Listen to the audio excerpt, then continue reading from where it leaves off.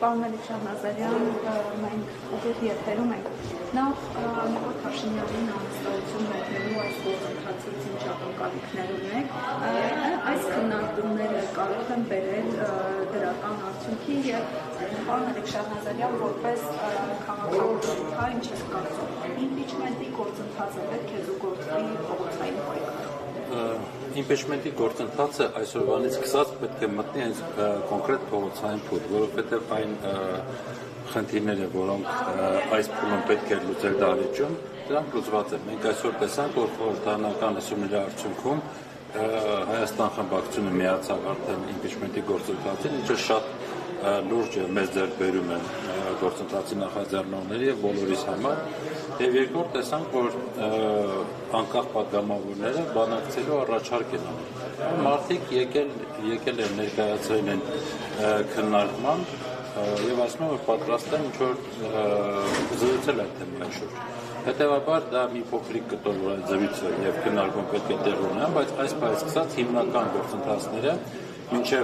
հարցը ազգային ժողովի օրակարգ բերելը վերջնականապես պետք է փողոցում լինել։ Ես կարծում եմ, որ այս քննարկումների ընթացքը այս պահին նույնիսկ պետք է արդեն փոխվի եւ հենց տարբեր խոսակցություն գնան այդ ուղղությամբ, թե դա այս դարիճում արդեն ինչ որ այս փուլում կար լուծելի խնդիրներ, դրանք լուծվեցին, ինչ են անում փողոցը ակտիվացնելու հանրային ճնշման անհրաժեշտ մնացած ձայները ապահովելու եւ այդ գործընթացը առաջ տանելու համար։ Հետեւաբար, այո, այս պահից սկսած միայն փողոց։ Պարոն Շահնազարյան, տեսեք, կարծիքներ կան, որ մինչև այժմ, այսինքն 2020 թվականից հետո, մինչև օրս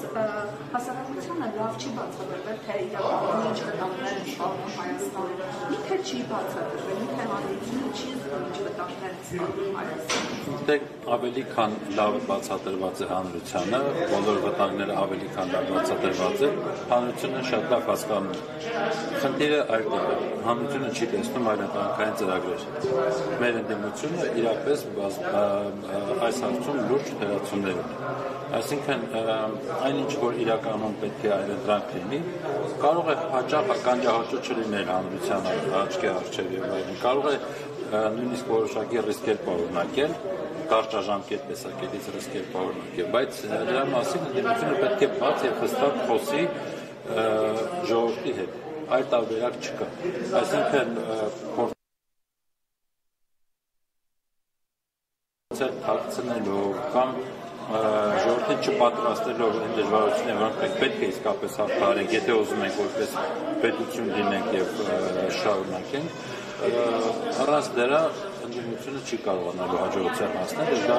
պետք է հիմա երկրորդ այդ փուլին անցնենք իսկապես այդ անկեղծ եւ բաց խոսակցությունների